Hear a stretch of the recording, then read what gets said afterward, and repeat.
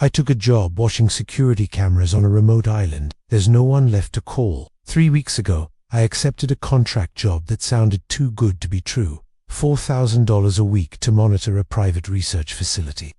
Security feeds on a remote island. The gig came through a defense subcontractor I freelanced for. Short-term, solo placement. When we landed, the facility looked like something from a Cold War movie. Squat concrete buildings, wind-bent trees, and antennas pointed at the sky like dead fingers. Everything provided: food, shelter, satellite comms, and complete autonomy. No tourists, no locals, just me and the monitors. Most are empty, always have been. The only regular activity is the wind shaking branches outside, or the slow rotation of fans in the ceiling. I figured it'd be peaceful. They flew me in by helicopter. No pilot chit-chat, just a 45-minute ride over grey water and endless clouds. The handoff was quick. A clipboard, a list of passwords, a man in a black coat I never saw again. They told me my only job was to watch the cameras. There are 78 feeds in total. Hallways, labs, exterior fences, server rooms. I asked once what happened to the staff. It had always been there.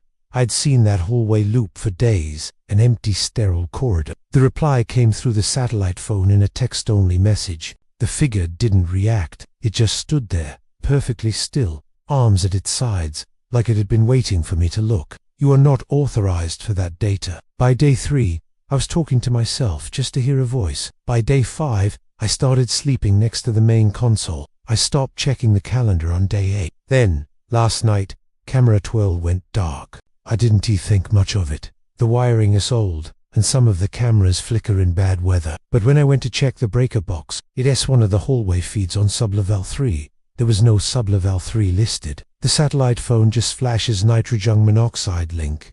The backup generator is working fine. Everything else is powered. Just 2 floors on the diagram. Ground and Sublevel 1. Still, camera 12 existed. Until it wasn't. At 2:46 a.m., camera 12 came back online. But the hallway was different. The lights were dimmer. The walls had stains on them. Smears of something dark, like rust or dried blood. And down at the end of the hallway was a figure. Not moving, not walking, just standing, facing the camera. I tried zooming in, but the feed began to blur. I called the emergency contact number. It rang. Dim lights, cracked tile, a figure at the end of it, and rang. Then the feed cut to static. Not just camera 12, but all 78 cameras. My console rebooted.